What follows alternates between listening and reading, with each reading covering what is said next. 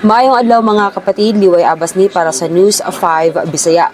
Nasinati ang magnitude 6.8 nga linog sa Manay, Davao Oriental alas 7:12 karong gabi sa Biyernes, October 10. Nabati ang kusog nga pag-uyog hangtod sa Davao City ug Bistig, Surigao del Norte. Sumala sa Fivols, gilauman ang aftershocks ug posibleng danyos tungod sa linog. Nagpagula usab ang Fivols ug tsunami warning human sa linog nga na-record sa Davao Oriental.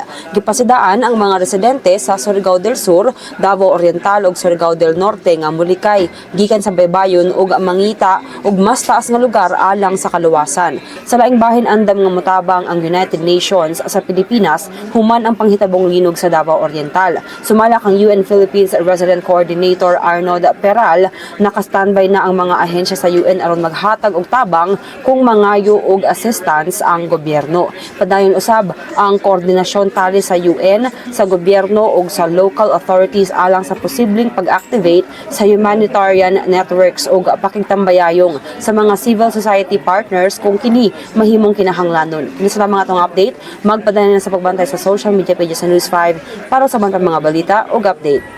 Amping tang tanan.